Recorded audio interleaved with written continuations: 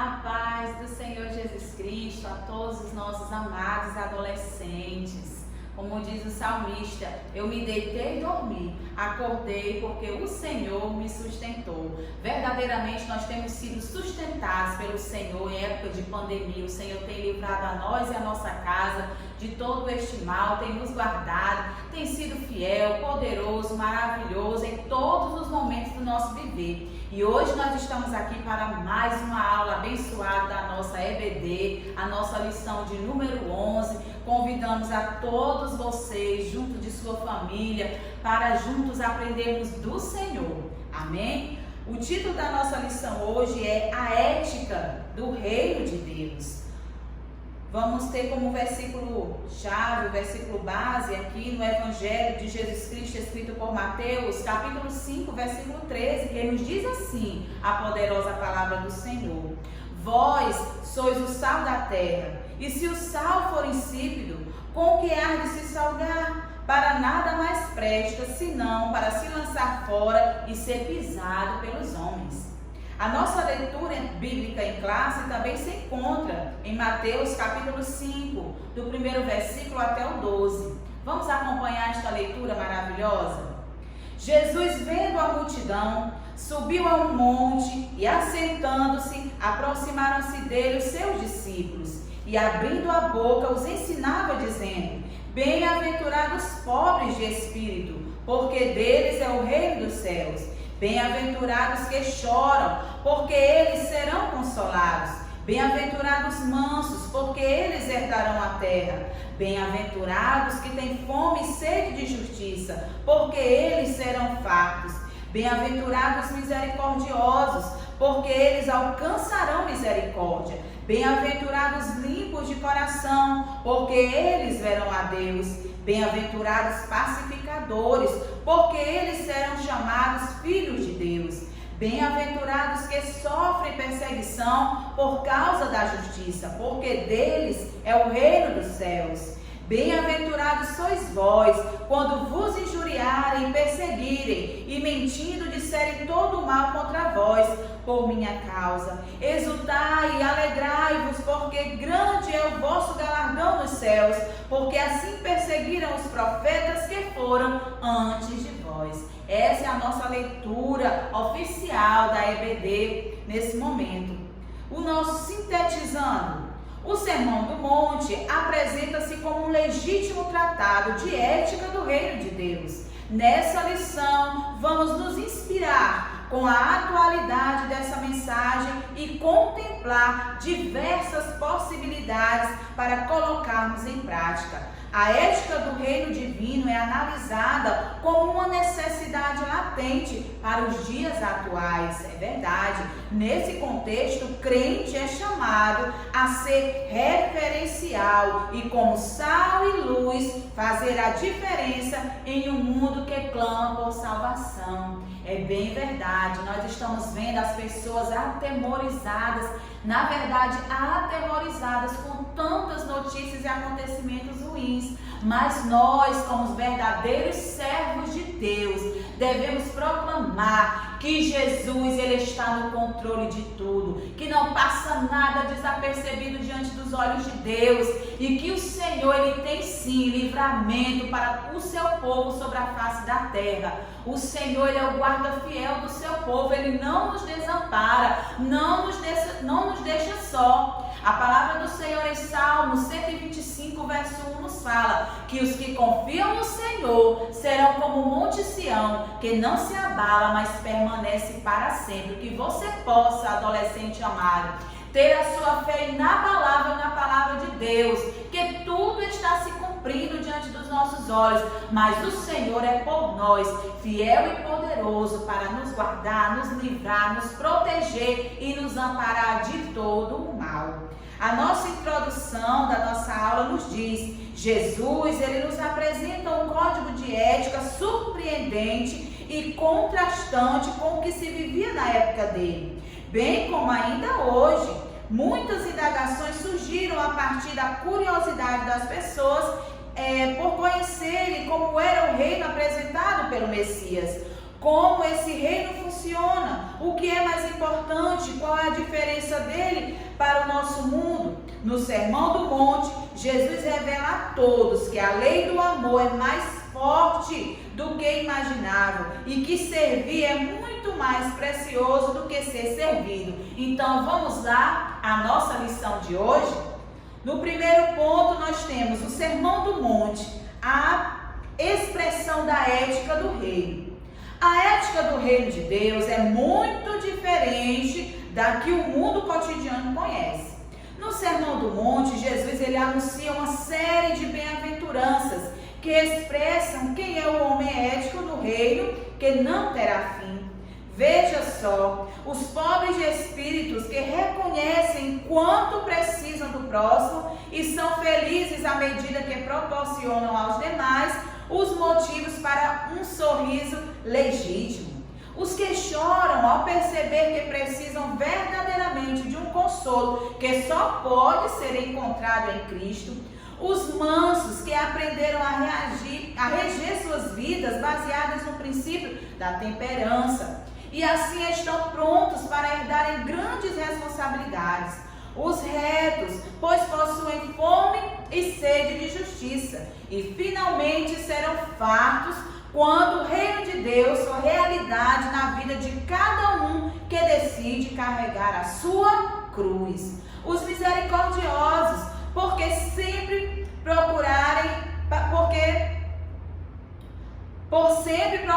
o melhor para o seu próximo, independente das circunstâncias. Os limpos de coração, que por sua simplicidade e vontade sincera de cumprirem a vontade de Deus, poderão vê-lo. Oh, aleluia, glória a Deus. Os pacificadores, oh glória, que são promotores da reconciliação entre os homens e Deus.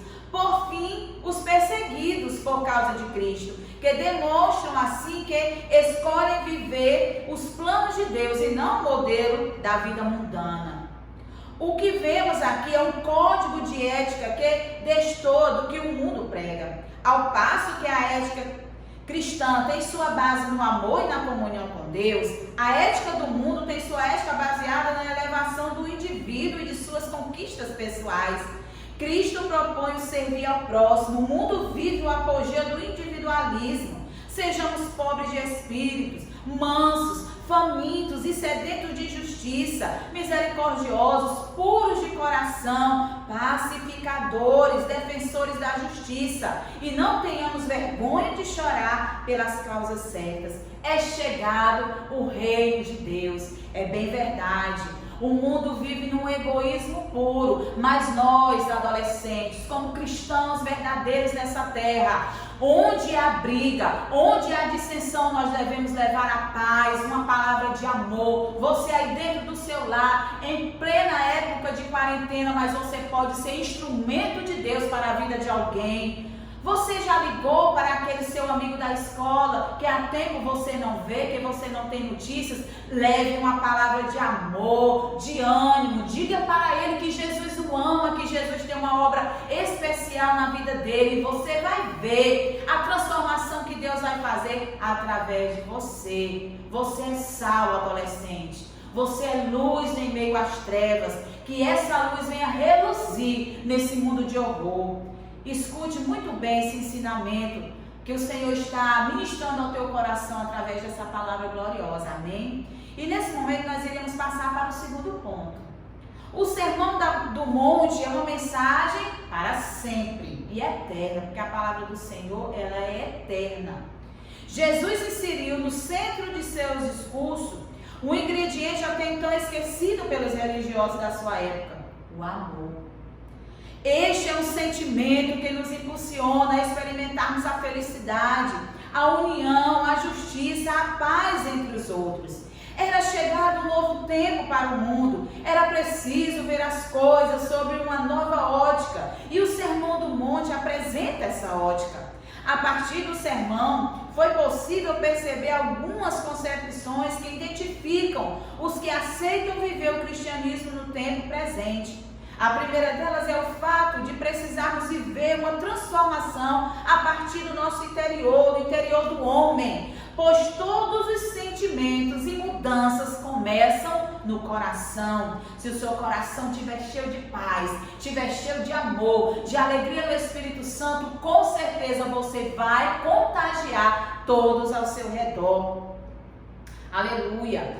Outra concepção é que a transformação não abrange só a essência interior do indivíduo, mas sua integralidade, nos permitindo ser uma referência do agir de Deus para as pessoas. Também destacamos que esta transformação do indivíduo e, por consequência, da sociedade, é inspirada no exemplo de quem é o nosso maior referencial, o nosso Senhor Jesus Cristo. Ele sim é o exemplo de tudo isso. Ele é o verdadeiro amor, o puro amor, o amor verdadeiro que o mundo precisa conhecer através de você, adolescente. Aleluia! E finalmente os ensinos nos mostram que as verdadeiras mudanças ocorreriam numa direção inversa do que muitos pensavam, ou seja, de baixo para cima. Essa transformação começa a partir daqueles que o mundo não valoriza, os bem-aventurados. O Sermão do Monte é uma mensagem atual e urgente para os dilemas da nossa sociedade nos dias atuais, no nosso hoje. Em um mundo marcado pelas injustiças e desesperanças, surge alguém anunciando um reino que se torna um verdadeiro oásis na terra. Oh, nosso Senhor Jesus Cristo. E nós que somos cristãos, que estamos dando continuidade a esses ensinamentos do Senhor pela sua poderosa palavra, em uma época onde o mundo está muito conturbado com tantas coisas difíceis, muitas vezes ao nosso entendimento, mas pela palavra nós podemos sim ser agentes transformadores, transformar onde há trevas, entrar a luz, onde tiver uma mente conturbada pelo mal, pela palavra de Deus, essa mente ser liberta em nome de Jesus, porque a palavra do Senhor, ela tem poder, a palavra do Senhor, ela surte efeito no reino espiritual, trazendo paz interior, trazendo cura para as doenças psicossomáticas. Quantas pessoas depressivas, quantas pessoas passando por momento de síndrome do pânico, mas a palavra de Deus, adolescente, tem todo o poder de libertar essa vida. Vamos pregar a palavra de Deus. Vamos transformar as situações difíceis pelo evangelho transformador, que transforma o mais vil pecador. Aleluia! O Senhor está falando tremendamente aos nossos corações pela sua palavra. E no terceiro ponto, vivendo a ética do reino na sociedade, porque não basta apenas nós sermos ouvintes da palavra de Deus, mas sermos sim praticantes desses ensinamentos. O mundo precisa, adolescente, ver essa verdade, essa realidade da palavra de Deus em nós. Se nós vivemos esses ensinamentos, se nós formos mansos, se nós formos humildes, misericordiosos, benignos, passivos, nós vamos sim fazer com que as pessoas enxerguem a verdade, a realidade do reino de Deus em nós. Para a sociedade, quem é o bem-aventurado? Com certeza é o que possui dinheiro, saúde, beleza e que acredita no seu potencial. Mas para o reino de Deus esse exemplo é bem diferente. O Sermão do Monte nos dá uma boa ideia a esse respeito. O bem-aventurado é o que consegue entender que devemos buscar em primeiro lugar as coisas que são do alto, priorizando o espiritual e promovendo assim a paz, a justiça e a alegria, como diz a palavra do Senhor em Mateus 6:33. Buscai primeiro o reino de Deus e a sua justiça, e as demais coisas serão acrescentadas. Você tem priorizado o reino de Deus, adolescente? Não precisa responder, mas faça você o seu exame de consciência. Se você tem sido verdadeiramente instrumento de Deus nas mãos dele, nesse tempo, no hoje, o Senhor está te dando uma chance muito grande de você fazer algo em prol do reino de Deus. Não perca tempo, se ainda não fez, corra, porque ainda dá tempo de você fazer grandes coisas em prol da obra de Deus. Aleluia, louvado seja Deus. Como aquele que é bem-aventurado no reino de Deus, deve viver em sociedade. Viver a ética do reino na sociedade requer um esforço em seguir o exemplo de Cristo em todas as coisas. O cristão precisa ser guiado pela ótica do mandamento do amor e promover uma busca progressiva pela presença do Espírito Santo em sua vida. A vida em sociedade para os cristãos requer uma busca constante em ver as coisas sobre uma ótica distinta, como o mundo vê, onde normalmente se manifestaria o individualismo, se manifestará o sentimento fraterno de companheirismo. Por exemplo, o mundo precisa perceber que os que praticam um cristianismo autêntico vivem de uma forma diferente das outras pessoas. Então, se você, adolescente, está cheio do ensinamento de Deus, que não faltou ensino, não faltou palavra durante toda essa pandemia, de toda essa época de crise, você tem sido alimentado pela palavra. Então, chegou a hora de você distribuir para aqueles que não têm nada. Começa a falar de Deus, começa a orar, pedindo direção ao Espírito Santo de Deus, e com certeza Deus vai colocar pessoas no teu caminho para receberem de Deus o ensino da palavra através de você. E o nosso último ponto, que é o 4, nos fala sal e luz. Provavelmente você já ouviu essa expressão muitas vezes, ou até cantarolou enquanto ouvia algumas músicas de sua banda preferida. Mas o que significa ser sal e luz?